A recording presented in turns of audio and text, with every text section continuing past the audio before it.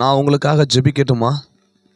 கடன் பாரத்திலையும் குடும்ப பிரச்சனையிலையும் மூழ்கி கிடக்குறீங்களா?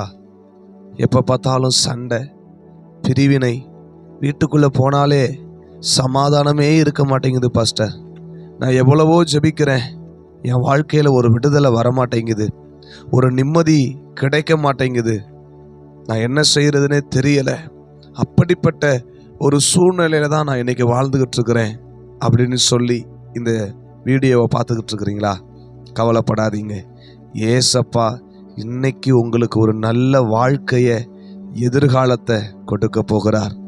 எத்தனை பிரச்சனை வந்தாலும் சரி, எவ்வளவு தடை வந்தாலும் சரி, இன்றைக்கு தடைகளை தகர்த்து போடுகிற இயேசு உங்களுக்கு முன்னாடி நடந்து போக போகிறார். நிச்சயமாக உங்க குடும்ப பிரச்சனை இன்றைக்கு ஆசீர்வாதமான ஒரு முடிவை கொண்டு வரும். பிரிவினைவாத ஆவி உங்க வீட்டை விட்டு ஓடும். உங்க குடும்பத்துக்குள்ள இனி நிற்க முடியாது. ஜெபிக்கலாமா? அன்பின் பரலோக பிதாவே, இந்த நல்ல ஜெப நேரத்திற்காக ஸ்தோத்திரம்.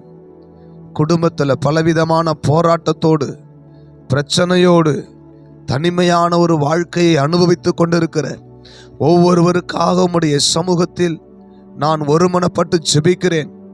குடும்ப பிரச்சனை, அடிக்கடி ஏற்படுகிற வேதனைகள், சண்டைகள் இனி இந்த குடும்பத்தை விட்டு விலகி போகும்படியாய் கட்டளை கொடுக்கிறேன்.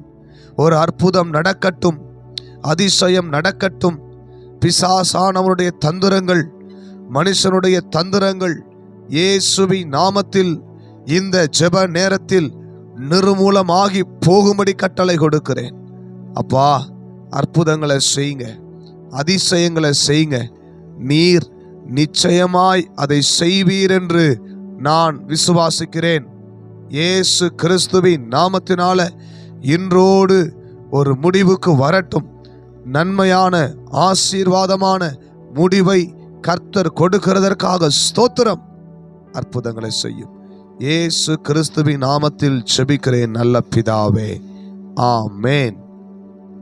கவலைப்படாதீங்க, ஏசப்பா உங்களுக்கு அற்புதம் செஞ்சிருக்கிறார்.